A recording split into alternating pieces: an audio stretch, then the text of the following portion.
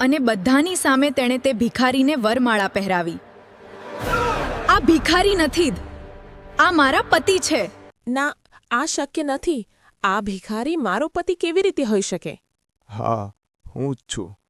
કિસ્મતે મને તારા લાયક ન રાખ્યો. એક સમયનો બહાદુર અધિકારી આજે આ હાલતમાં કેમ? ફરજ સૂર્યનગરની સવાર ધીમે ધીમે જાગી રહી હતી. હળવી સુવર્ણ કિરણો આકાશમાંથી ઉતરીને શહેરની સડકોને પ્રકાશિત કરી રહી હતી. ચાની દુકાનોમાંથી ઉઠતી વરાળ અને તાજી આદુની સુગંધ વાતાવરણમાં ભળી રહી હતી. શાકભાજીવાળા પોતાની દુકાનો સજાવી રહ્યા હતા અને લોકોની અવરજવરથી શહેર જીવનની ગતિ પકડી રહ્યું હતું. પરંતુ શહેરના મધ્યમાં આવેલું જૂનું પોલીસ સ્ટેશનમાં દિવસની શરૂઆત હંમેશાની જેમ વહેલી થઈ ગઈ હતી. અહીં દર સવાર ફરજની એક નવી વાર્તા લખાતી હતી. એવામાં થાણાના બહાર એક પોલીસ જીપ આવીને ઊભી રહી. જીપનો દરવાજો ખુલ્યો અને એક મહિલા અધિકારી નીચે ઉતરી. તેની ખાખી વર્દી સજ્જ અને સ્વચ્છ હતી. ચહેરા પર આત્મવિશ્વાસ અને આંખોમાં તેજ ઝળહળી રહ્યું હતું. તેની ચાલમાં દ્રઢતા અને વ્યક્તિત્વમાં અનુશાસન સ્પષ્ટ દેખાતું હતું. તે હતી ઇન્સ્પેક્ટર કાવ્યા. સૂર્યનગરમાં તેની ઈમાનદારી અને કડકાઈની મિસાલ આપવામાં આવતી હતી. ગુનેગારોમાં તેનું નામ સાંભળતા જ ભય ફેલાઈ જતો અને સામાન્ય જનતા માટે તે ન્યાયનું પ્રતીક હતી. લોકો કહેતા કે જો કોઈ કેસ ઇન્સ્પેક્ટર કાવ્યાના હાથમાં આવી જાય તો સત્ય બહાર આવ્યા વગર રહેતું નથી. પરંતુ તેની કહાની માત્ર એક કડક પોલીસ અધિકારીની નહોતી. તેના જીવનમાં એક એવો વ્યક્તિ પણ હતો જે તેના દિલને ખૂબ નજીક હતો. તેનું નામ હતું હેડ કોન્સ્ટેબલ અર્જુન. અર્જુન એ જ થાણામાં ફરજ બજાવતો હતો. તે શાંત, વિનમ્ર અને ફરજનિષ્ઠ વ્યક્તિ હતો. તેની સૌથી મોટી ઓળખ હતી તેની ઈમાનદારી અને સંવેદનશીલતા. એક દિવસ કાવ્યાએ તેને એક વૃદ્ધ વ્યક્તિની ફરિયાદ ધ્યાનથી સાંભળતા જોયો. વૃદ્ધ માણસ કંપતી અવાજે પોતાની મુશ્કેલી જણાવી રહ્યો હતો અને થાણામાં હાજર ઘણા લોકો તેને અવગણતા હતા. પરંતુ અર્જુને તેની વાત ધીરજપૂર્વક સાંભળી. તેણે તેને પાણી આપ્યું અને કહ્યું, "ગભરાશો નહીં બાપુજી, પોલીસ તમારી જરૂર મદદ કરશે." દૂર ઊભી કાવ્યા આ બધું જોઈ રહી હતી. તે ક્ષણે તેને અનુભવ થયો કે આ થાણામાં જો કોઈ સાચા દિલથી સેવા કરી રહ્યું છે તો તે આ વ્યક્તિ છે. તે દિવસ પછી કાવ્યાની નજરોમાં અર્જુન માટે સન્માન વધતું ગયું. સમય પસાર થતો ગયો. એક દિવસ શહેરમાં ખતરનાક ગુનેગારો વિરુદ્ધ પોલીસ અભિયાન ચલાવવામાં આવ્યું. રાતનો અંધકાર હતો અને વાતાવરણ ખૂબ જ તણાવપૂર્ણ હતું. જેમ જ પોલીસે ગુનેગારોને ઘેર્યા, અચાનક ગોળીબાર શરૂ થયો. પરિસ્થિતિ અત્યંત જોખમી બની ગઈ. એ દરમિયાન એક ગોળી કાવ્યા તરફ આવી રહી હતી, પરંતુ તેને લાગતા પહેલાં જ અર્જુન એક પળ પણ વિચારે વગર આગળ વધ્યો અને તેને પોતાની તરફ ખેંચી લીધી. ગોળી દિવાલમાં જઈ લાગી. કાવ્યાનો શ્વાસ તેજ બની ગયો. "તમે મારી જાન બચાવી અર્જુન," તેણે ભાવુક થઈને કહ્યું. અર્જુન સ્મિત કરીને બોલ્યો, "આ મારું કર્તવ્ય હતું મેડમ." તે દિવસ પછી બંને વચ્ચેનો સંબંધ બદલાઈ ગયો. સન્માન ધીમે ધીમે વિશ્વાસમાં બદલાયું અને વિશ્વાસે પ્રેમનું રૂપ ધારણ કર્યું. ડ્યુટી પછી ક્યારેક બંને થાણાની બહારની ચાની દુકાને બેઠા રહેતા, જ્યાં તેઓ પોતાના સપનાઓ અને જવાબદારીઓ વિશે વાતો કરતા. એક દિવસ અર્જુને કહ્યું, "મારા સપના બહુ સામાન્ય છે. હું ફક્ત મારા માતાપિતાને ખુશ જોઉં છું." તેની સાદગીએ કાવ્યાના દિલને સ્પર્શી લીધું. ધીમે ધીમે બંનેના દિલ એકબીજાની નજીક આવી ગયા અને એક દિવસ અર્જુને હિંમત કરીને પોતાના દિલની વાત કહી દીધી. "હું તારા વગર રહી શકતો નથી," તેણે કહ્યું. કાવ્યાએ સ્મિત સાથે જવાબ આપ્યો, "મને પણ તને એ જ કહેવું હતું." થોડા સમય પછી બંને લગ્નબંધનમાં બંધાઈ ગયા. થાણામાં લોકો ઘણીવાર કહેતા, "આ જોડી અનોખી છે." એક તરફ કડક ઇન્સ્પેક્ટર અને બીજી તરફ શાંત સ્વભાવનો હેડ કોન્સ્ટેબલ. પરંતુ તેમની સૌથી મોટી શક્તિ હતી તેમનો અતૂટ વિશ્વાસ. અર્જુન ઘણીવાર કહેતો, "જો ક્યારે મને અને કાયદામાંથી કોઈ એકને પસંદ કરવું પડે તો હું હંમેશા કાયદાને પસંદ કરીશ." કાવ્યા સ્મિત કરીને કહેતી, "એવો દિવસ ક્યારે નહીં આવે." પરંતુ જીવન હંમેશા માનવીની ઈચ્છાઓ મુજબ ચાલતું નથી. નિયતિએ તેમના માટે કંઈક જુદું જ નક્કી કર્યું હતું. એક એવી પરીક્ષા જે તેમના પ્રેમ, વિશ્વાસ અને ફરજની સીમાઓને અજમાવવાની હતી. અને એ પરીક્ષા તેમની જિંદગીને સદાકાળ માટે બદલવાની હતી. સૂર્યનગરમાં એક નવી સવારનો આરંભ થયો હતો. સૂર્યની હળવી કિરણો શહેરની સડકોને પ્રકાશિત કરી રહી હતી, પરંતુ એ દિવસે પોલીસ સ્ટેશનનું વાતાવરણ સામાન્ય નહોતું.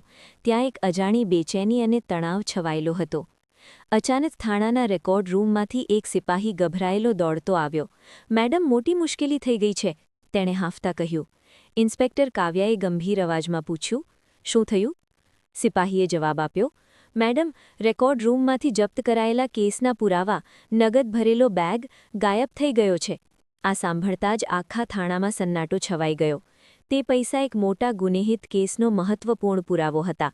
તેના ગાયબ થવાનો અર્થ હતો કાયદા પર પ્રશ્ન ઊભો થવો. કાવ્યાએ તરત જ આદેશ આપ્યો, સીસીટીવી ફૂટેજ ચેક કરો, રેકોર્ડ રૂમની સંપૂર્ણ તપાસ કરો. જેણે પણ આ કર્યું છે તેને કોઈ પણ કિંમતે છોડવામાં નહીં આવે. આખું થાણું તપાસમાં લાગી ગયું. થોડા સમય બાદ એક સિપાહી દોડતો આવ્યો, મેડમ, ફૂટેજ મળી ગઈ છે. કાવ્યા તરત જ કંટ્રોલ રૂમમાં પહોંચી. સૌની નજર સ્ક્રીન પર હતી. જેમ જ ફૂટેજ ચલાવવામાં આવી, રૂમમાં ગાઢ શાંતિ છવાઈ ગઈ. સ્ક્રીન પર એક ધૂંધળી આકૃતિ દેખાઈ રહી હતી, એક પોલીસકર્મી જે રેકોર્ડ રૂમની નજીક ઊભો હતો. કાવ્યાનો શ્વાસ અટકી ગયો.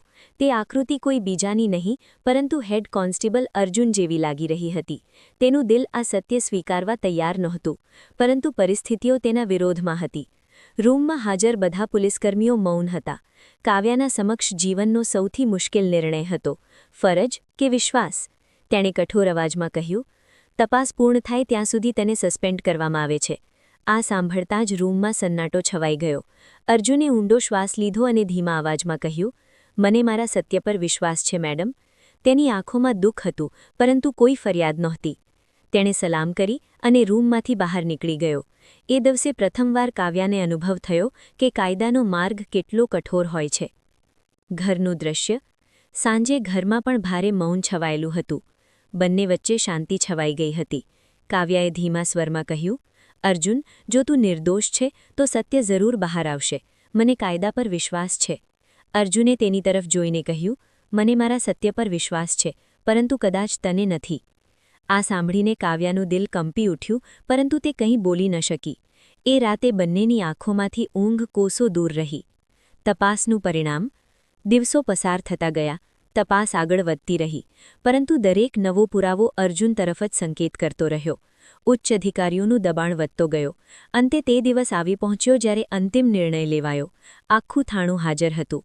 કાવ્યાએ ભારે મનથી નિર્ણય સંભળાવ્યો. તપાસના આધારે હેડ કોન્સ્ટેબલ અર્જુનને સેવાથી બરતરફ કરવામાં આવે છે. અર્જુનની આંખોમાં આંસુ ઝળઝળ્યા, પરંતુ તેણે તેમને પડવા દીધા નહીં. તેણે શાંત સ્વરમાં કહ્યું, આભાર મેડમ, તમે એ જ કર્યું જે એક ઈમાનદાર અધિકારીએ કરવું જોઈએ. તેણે છેલ્લી વાર સલામ કરી અને થાણામાંથી બહાર નીકળી ગયો. તેના પગલાંનો અવાજ કાવ્યાના દિલમાં ગૂંજતો રહ્યો. એ દિવસે અર્જુને માત્ર પોતાની નોકરી જ નહીં ગુમાવી, તેણે પોતાનું સન્માન, પોતાનું ઘર અને પોતાનો પ્રેમ પણ ગુમાવ્યો. વિછોડાનો ક્ષણ. થોડા જ સમયમાં અર્જુન શહેર છોડીને ચાલ્યો ગયો. કોઈને ખબર નહોતી કે તે ક્યાં ગયો. કાવ્યા બારી પાસે ઊભી રહી તેને જતા જોઈ રહી હતી. તેની આંખોમાં આંસુ હતા, પરંતુ તે તેમને રોકવાનો પ્રયાસ કરી રહી હતી. એ દિવસે તે ઇન્સ્પેક્ટર તો રહી, પરંતુ એક પત્ની હારી ગઈ. સમય પસાર થતો ગયો, પરંતુ બંનેની જિંદગી બદલાઈ ગઈ હતી. એક તરફ ફરજ હતી તો બીજી તરફ વિશ્વાસ, અને આ સંઘર્ષે તેમના સંબંધને તોડી નાખ્યો. અર્જુન થાણેથી જતા રહ્યા પછી સૂર્યનગરનું પોલીસ સ્ટેશન પહેલા જેવું તો હતું, પરંતુ ઇન્સ્પેક્ટર કાવ્યાનું જીવન સંપૂર્ણપણે બદલાઈ ગયું હતું. દિવસો એ જ હતા, કામ એ જ હતું, પરંતુ હવે તેની આંખોની ચમક ફીકી પડી ગઈ હતી. તે પોતાની ફરજ સંપૂર્ણ ઈમાનદારીથી નિભાવતી હતી, છતાં તેના દિલમાં એક ઊંડું ખાલીપણું વસેલું હતું. દરરોજ સવારે જ્યારે તે વર્દી પહેરતી ત્યારે તેને અર્જુનની વાતો યાદ આવી જતી. જો ક્યારે મને અને કાયદામાંથી કોઈ એકને પસંદ કરવું પડે તો હું હંમેશા કાયદાને પસંદ કરીશ. તે સમયે કાવ્યાને પોતાના નિર્ણય પર ગર્વ હતો, પરંતુ હવે એ જ શબ્દો તેના દિલમાં ચૂભતા હતા. સમય ધીમે ધીમે પસાર થતો ગયો. થોડા મહિના વીતી ગયા. એક દિવસ અચાનક થાણામાં હલચલ મચી ગઈ. પોલીસે એક સંદિગ્ધ વ્યક્તિને ધરપકડ કરી હતી, જે ચોરીના કેસમાં પકડાયો હતો. તેને પૂછપરછ માટે કાવ્યા સામે લાવવામાં આવ્યો. પૂછપરછ કક્ષામાં ગાઢ શાંતિ છવાયેલી હતી. કાવ્યાએ કડક અવાજમાં પૂછ્યું, સાચું સાચું કહો, રેકોર્ડ રૂમમાંથી પૈસા કોણે ચોર્યા? તે માણસ ગભરાયેલો હતો. તેના હાથ કાંપતા હતા અને કપાળ પર પરસેવો ઝરમરતો હતો. થોડા ક્ષણોની શાંતિ પછી તે તૂટી ગયો. તે રડતા રડતા બોલ્યો, મેડમ, ચોરી મેં કરી હતી. રૂમમાં સન્નાટો છવાઈ ગયો. કાવ્યાની આંખો ફાટી નીકળી. તેણે અવિશ્વાસથી પૂછ્યું, શું કહ્યું? તી સાચું બોલી રહ્યો છે? માણસે માથું ઝુકાવીને કહ્યું, હા મેડમ, મેં જ રેકોર્ડ રૂમમાંથી પૈસા ચોર્યા હતા. મારી દીકરી ખૂબ બીમાર હતી. તેના સારવાર માટે મારા પાસે પૈસા ન હતા. મજબૂરીમાં મેં આ પગલું ભર્યું. મને ખબર ન હતી કે શંકા કોઈ નિર્દોષ પર જશે. આ સાંભળતા જ કાવ્યાના પગ નીચેની જમીન સરકી ગઈ. તેના શ્વાસ તેજ બની ગયા. તેના મનમાં અર્જુનનો ચહેરો ફરી વળ્યો. તેની શાંત આંખો, તેનું પીડાથી ભરેલું મુખ અને જતા સમયે કરેલો અંતિમ સલામ. કાવ્યાની આંખોમાંથી આંસુ વહેવા લાગ્યા. તેણે કંપતા અવાજમાં કહ્યું, એનો અર્થ, અર્જુન નિર્દોષ હતો. રૂમમાં હાજર તમામ પોલીસકર્મીઓ સ્તબ્ધ રહી ગયા. એ પળે કાવ્યાને સમજાયું કે તેણે પોતાના જીવનની સૌથી મોટી ભૂલ કરી હતી. તેણે એક નિર્દોષ વ્યક્તિને સજા આપી હતી, અને તે વ્યક્તિ કોઈ બીજો નહીં પરંતુ તેનો પોતાનો પતિ હતો. કાવ્યાની આંખોમાંથી આંસુ સતત વહેતા રહ્યા. તે ખુરશી પર બેસી ગઈ અને ધીમા અવાજમાં બોલી, મેં એક નિર્દોષ માણસ સાથે અન્યાય કર્યો. તેનું દિલ પશ્ચાતાપથી ભરાઈ ગયું હતું. તેના સામે વીતેલા દિવસોની દરેક યાદ ફિલ્મની જેમ ફરી વળી. અર્જુનનું તેને બચાવવું, તેનો સાથ આપવું અને દરેક પરિસ્થિતિમાં સત્યનો સાથ આપવો. તેને યાદ આવ્યું જ્યારે અર્જુને કહ્યું હતું, મને મારા સત્ય પર વિશ્વાસ છે, પરંતુ કદાચ તમને નથી. આજે એ જ શબ્દો તેના દિલને ચીરી રહ્યા હતા. એ દિવસે પ્રથમવાર ઇન્સ્પેક્ટર કાવ્યા નહીં પરંતુ એક પત્ની તૂટી ગઈ હતી. થોડા સમય પછી તેણે પોતાને સંભાળ્યો અને કડક અવાજમાં આદેશ આપ્યો, આ વ્યક્તિનું નિવેદન નોંધો અને પૂર્ણ રિપોર્ટ તૈયાર કરો. આપણે તરત જ ઉચ્ચ અધિકારીઓને જાણ કરવી પડશે. તેના અવાજમાં દ્રઢતા હતી, પરંતુ આંખોમાં પશ્ચાતાપના આંસુ હતા. સાંજે જ્યારે તે ઘરે પહોંચી ત્યારે તેનો ચહેરો સંપૂર્ણ બદલાઈ ગયો હતો. તેની માતાએ ચિંતિત થઈ પૂછ્યું, શું થયું કાવ્યા? તું એટલી પરેશાન કેમ છે? કાવ્યાની આંખોમાંથી આંસુ વહેવા લાગ્યા. તેણે ધીમા અવાજમાં કહ્યું, માં, અર્જુન નિર્દોષ હતો. ચોરી તેણે નહીં પરંતુ કોઈ બીજે કરી હતી. મેં તેને તેની કોઈ ભૂલ વગર સજા આપી. ઘરમાં સન્નાટો છવાઈ ગયો. તેની માતાએ તેના માથા પર હાથ ફેરવતા કહ્યું, બેટી, સત્ય મોડું સામે આવ્યું છે, પરંતુ હવે તારે પોતાની ભૂલ સુધારવી પડશે. એ રાત્રે કાવ્યાને જરાય ઊંઘ ના આવી. તે આખી રાત છત તરફ જોતી રહી. તેના મનમાં ફક્ત એક જ પ્રશ્ન હતો, અર્જુન ક્યાં હશે? સવાર થતાં જ તેણે એક દ્રઢ નિર્ણય લીધો. તેણે આઈનામાં પોતાને જોયું અને કહ્યું, હું અર્જુનને શોધીને જ રહીશ, ભલે મને આખી દુનિયા શોધવી પડે. તેણે તરત જ થાણે પહોંચીને સત્ય જણાવ્યું અને અર્જુનને નિર્દોષ જાહેર કરવાની પ્રક્રિયા શરૂ કરી. ત્યારબાદ તેણે તેની શોધ શરૂ કરી. તે તેના જૂના મિત્રો પાસે ગઈ, તેના સગા સંબંધીઓ સાથે મળી, બસ સ્ટેન્ડ અને રેલવે સ્ટેશન સુધી પહોંચી, પરંતુ અર્જુનનો કોઈ પત્તો ન મળ્યો. દરેક નિષ્ફળ પ્રયાસ સાથે તેનો પશ્ચાતાપ વધુ ઊંડો બનતો ગયો. તે દરરોજ ભગવાનને પ્રાર્થના કરતી, માત્ર એકવાર તેને મારી સામે લાવી દો, જેથી હું તેની પાસે માફી માંગી શકું. હવે આ શોધ માત્ર એક ઇન્સ્પેક્ટરની ન હતી, પરંતુ એક પત્નીના પ્રેમ અને પશ્ચાતાપની શોધ બની ગઈ હતી. કાવ્યાને ખબર ન હતી કે આ સફર તેને ક્યાં લઈ જશે, પરંતુ તે હાર માનવાની ન હતી, કારણ કે હવે તેના જીવનનો એક જ હેતુ હતો, સત્યને તેનું સન્માન અપાવવું અને પોતાના તૂટેલા સંબંધને ફરી જોડવું. અને અહીંથી શરૂ થાય છે તેની સૌથી કઠિન યાત્રા. સમાપ્તિ સંદેશ ભાગ 3. સત્ય મોડું સામે આવે છે, પરંતુ જરૂર આવે છે. કાવ્યાએ એક દ્રઢ સંકલ્પ લીધો હતો, તે અર્જુનને શોધીને જ રહેશે. પરંતુ તેને ખબર નહોતી કે આ સફર સહેલી નહીં હોય. સૂર્યનગરની સડકો પર જીવન પહેલાંની જેમ જ ચાલી રહ્યું હતું, પરંતુ કાવ્યાના દિલમાં તોફાન ઉઠી રહ્યું હતું. દરરોજ, દર પળ તેના મનમાં ફક્ત એક જ પ્રશ્ન ગૂંજતો, અર્જુન ક્યાં હશે? ઉધર અર્જુન શહેર છોડીને દૂર નીકળી ગયો હતો. જે વ્યક્તિ પર તેને સૌથી વધુ વિશ્વાસ હતો, એ જ વ્યક્તિના નિર્ણયે તેના આત્મસન્માનને તોડી નાખ્યું હતું. તે કોઈથી નારાજ નહોતો, પરંતુ દિલનું દુઃખ તેને અંદરથી મૌન બનાવી ચૂક્યું હતું. પ્રથમ થોડા દિવસો સુધી તે અહીં ત્યાં ભટકતો રહ્યો. તેની પાસે થોડા પૈસા હતા, જે ધીમે ધીમે સમાપ્ત થઈ ગયા. સમય પસાર થતો ગયો અને પરિસ્થિતિઓ બદલાતી ગઈ. એક દિવસ તે મંદિરની બહાર બેઠો હતો. ત્યાં ગરીબોને ભોજન વહેંચવામાં આવી રહ્યું હતું. ભૂખથી મજબૂર થઈ તે પણ કતારમાં ઊભો રહ્યો. જ્યારે તેના હાથમાં ભોજન આવ્યું ત્યારે તેની આંખોમાંથી આંસુ વહેવા લાગ્યા. તેને યાદ આવ્યું તે ક્યારેક એક માનનીય પોલીસ અધિકારી હતો, અને આજે તે અન્ય લોકો સામે હાથ ફેલાવીને ઊભો હતો. ધીમે ધીમે તેની દાઢી વધી ગઈ, કપડાં ફાટી ગયા અને ચહેરો થાકથી ભરાઈ ગયો. હવે લોકો તેને એક સામાન્ય ભિખારી સમજી રહ્યા હતા, પરંતુ તેના દિલમાં આજે પણ એક જ નામ વસતું હતું: કાવ્યા. તે ઘણીવાર આકાશ તરફ જોઈને બબડતો: કાશ તું મારા પર વિશ્વાસ કર્યું હોત. શોધ. ઉધર કાવ્યાની શોધ સતત ચાલુ હતી. તે બસ સ્ટેન્ડ ગઈ, રેલવે સ્ટેશન ગઈ, મંદિરો અને બજારોમાં પણ તેને શોધતી રહી. દરેક વખતે તે લોકોને એક જ પ્રશ્ન પૂછતી: શું તમે આ વ્યક્તિને જોયા છે? પરંતુ દરેક વખતે તેને નિરાશા જ હાથ લાગી. દિવસો પસાર થતા ગયા, આશા નબળી પડતી ગઈ, પરંતુ તેનો સંકલ્પ અડગ રહ્યો. એક દિવસ પેટ્રોલિંગ દરમિયાન તે શહેરના એક જૂના બજારમાંથી પસાર થઈ રહી હતી. અચાનક ત્યાં ભીડ ભેગી થઈ ગઈ. કાવ્યાએ ગાડી રોકીને પૂછ્યું: અહીં શું થયું? એક દુકાનદાર બોલ્યો: મેડમ, એક ભિખારી બેભાન થઈ ગયો છે. કાવ્યા તરત જ ત્યાં પહોંચી. જમીન પર એક દુબળો પાતળો માણસ પડેલો હતો. તેના કપડાં ફાટેલા હતા, ચહેરો ધૂળથી ભરેલો હતો અને દાઢી બિખરાયેલી હતી. તેને જોઈને કાવ્યાના દિલમાં અજાણી બેચેની ઊભી થઈ. તેણે તરત આદેશ આપ્યો: આ વ્યક્તિને હોસ્પિટલ લઈ જાઓ. એમ્બ્યુલન્સ આવી અને તેને હોસ્પિટલ પહોંચાડવામાં આવ્યો. ડોક્ટરે જણાવ્યું: આ વ્યક્તિ ઘણા દિવસોથી ભૂખ્યો છે, તેની સ્થિતિ ખૂબ નબળી છે. કાવ્યા થોડા ક્ષણો સુધી તેને જોઈ રહી, પરંતુ ઓળખી ન શકી. પછી તે પાછી થાણે પર પરત ફરી ગઈ. તેને શું ખબર હતી કે જેને તે આખા શહેરમાં શોધી રહી હતી, તે જ વ્યક્તિ તેના સામે પડેલો હતો. બેચેન રાત. તે રાત્રે કાવ્યાને જરાય ઊંઘ ન આવી. તે ભિખારીની આંખો વારંવાર તેના મનમાં આવી રહી હતી. તેને લાગતું હતું કે તે કોઈ પોતાનો જ છે.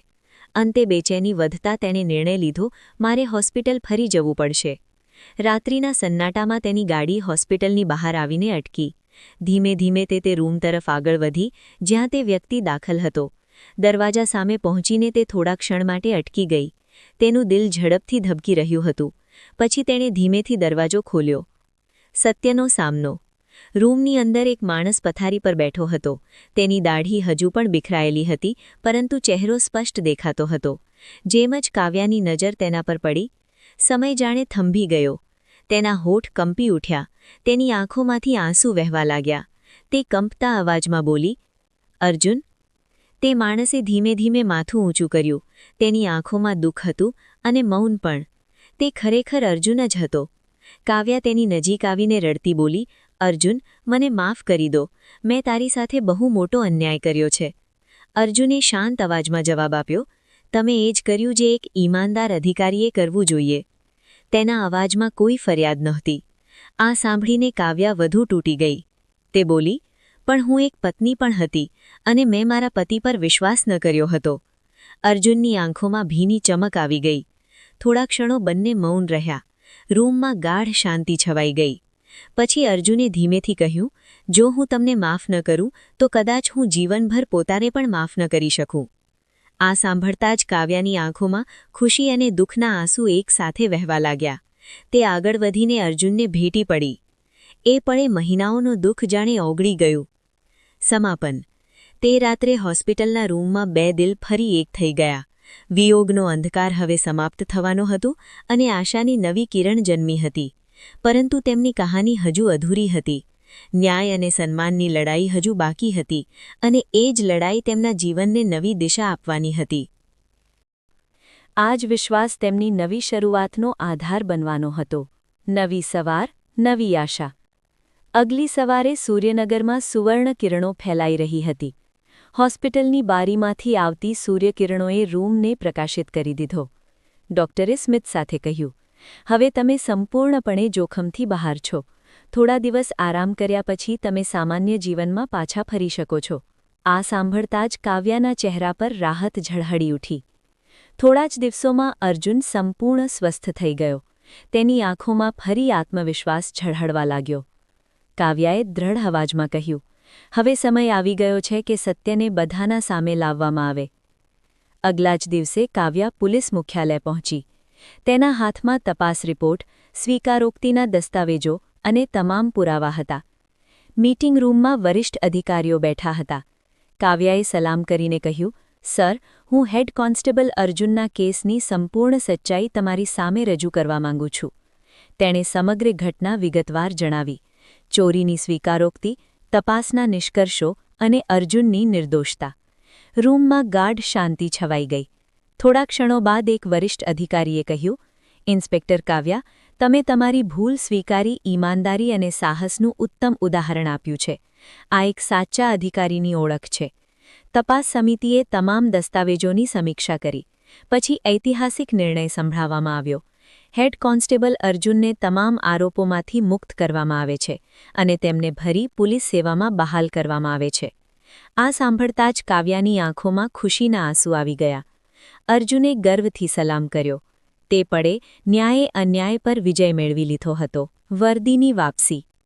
કેટલાક દિવસ બાદ તે સવાર આવી જેની બંને આતુરતાથી રાહ જોઈ રહ્યા હતા. અર્જુને ફરી પોતાની ખાખી વર્દી પહેરી. અરીસાની સામે ઊભો રહી તેણે પોતાને જોયો. તેની આંખોમાં આત્મસન્માનની ચમક ફરી પાછી આવી હતી. તે ધીમેથી બોલ્યો, આ વર્દી માત્ર કપડું નથી, પરંતુ મારી ઓળખ છે. કાવ્યાએ સ્મિત કરીને જવાબ આપ્યો, અને આજે તારી ઓળખ ફરી ઝગમગી રહી છે. સન્માનનો ક્ષણ. જ્યારે અર્જુન પોલીસ સ્ટેશન પહોંચ્યો ત્યારે ત્યાંનું દૃશ્ય અવિસ્મરણીય હતું. જેમ જ તેણે થાનાના દરવાજા પાર કર્યા, તમામ પોલીસકર્મીઓ ઊભા થઈ ગયા. આખું થાણું તાળીઓના ગડગડાટથી ગુંજી ઉઠ્યું. આ માત્ર સ્વાગત નહોતું, પરંતુ સત્ય, ઈમાનદારી અને ફરજનો સન્માન હતો. એક સિપાહી ભાવુક થઈ બોલ્યો, સર, અમને તમારા પર ગર્વ છે. અર્જુને વિનમ્રતાથી જવાબ આપ્યો, આ જીત મારી નહીં, પરંતુ સત્ય અને ન્યાયની છે. થોડે દૂર ઊભી કાવ્યાની આંખોમાં ગર્વ ઝળહળી રહ્યો હતો. તે આગળ આવી અને સ્મિત સાથે બોલી, જોઈ લીધું, સત્ય જીતી ગયું. અર્જુને તેની તરફ જોઈને જવાબ આપ્યો, અને વિશ્વાસ પણ. તેમની આંખોમાં ખુશી અને સન્માનની ચમક હતી. તાળીઓના ગડગડાટ વચ્ચે તે ક્ષણ ઇતિહાસ બની ગઈ. અંત તરફ. તે દિવસે સૂર્યનગરના પોલીસ સ્ટેશનમાં માત્ર એક અધિકારીની વાપસી નહોતી થઈ. તે દિવસે સત્યની જીત થઈ હતી, ન્યાયની પ્રતિષ્ઠા ફરી સ્થાપિત થઈ હતી, અને વિશ્વાસે એકવાર ફરી પ્રેમને મજબૂત બનાવ્યો હતો. પરંતુ તેમની કહાની હજુ પૂર્ણ નહોતી થઈ. હજુ તેમના જીવનનો સૌથી ભવ્ય અધ્યાય બાકી હતો. સમાપ્તિ સંદેશ, ભાગ 5.1. ન્યાય મોડો મળે છે, પરંતુ જ્યારે મળે છે ત્યારે સન્માન પણ સાથે લઈને આવે છે.